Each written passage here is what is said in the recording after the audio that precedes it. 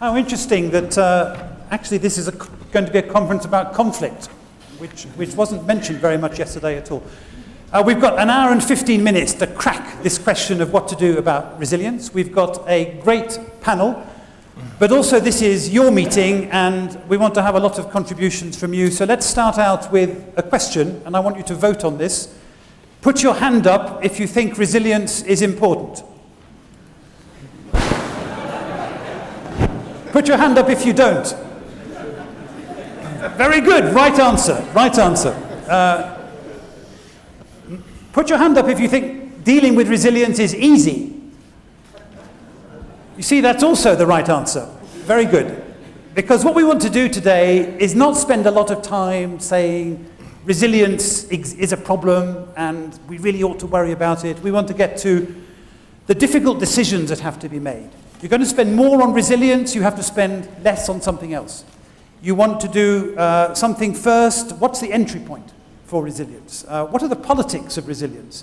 And we've asked the panel really to address that question. Before we get to that, I want to remind you that you have an excellent brief by John Hoddinott, who's on the panel, which is Resilience, a Primer.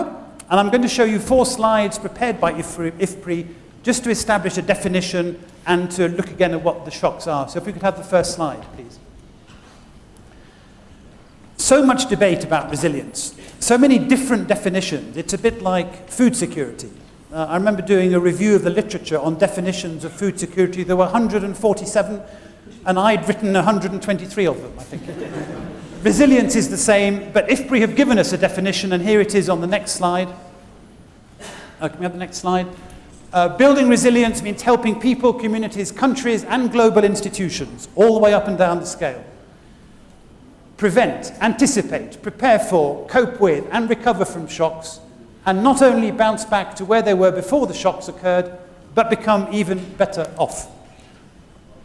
Hands up if you think that's a working definition we can use. Put your hand up. Put your hand up if you have any problems with that definition. Good, we will hear from you later. Hold your thoughts, but come back and critique that definition because that would be a good outcome.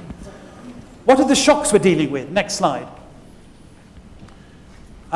Here they are: food price volatility, climate change, pandemics, conflict, food safety, earthquakes, floods, cyclones and droughts, the horsemen and the women of the apocalypse.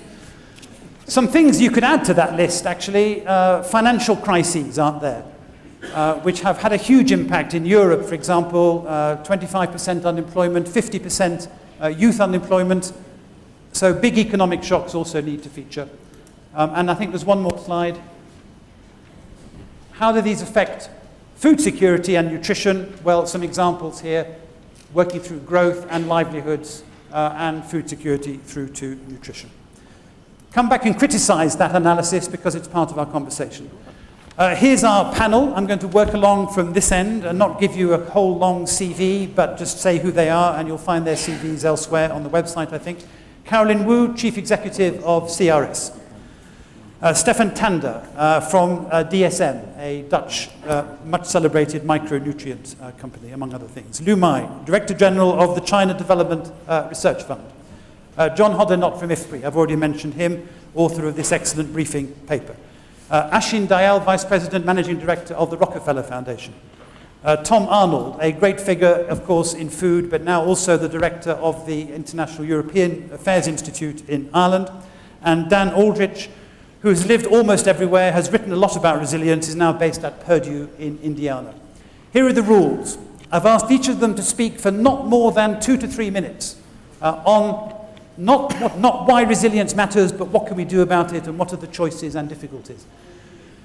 About halfway through, I'll pause and ask you some questions and then come back to the rest of the panel. And then we will have about, I hope, 40 minutes or so for an interaction and a discussion between you and them. So we'll start at the first place, Carolyn, and work along the panel, 2 to 3 minutes. And if you see me standing up, that's a sign that I'd like you to stop.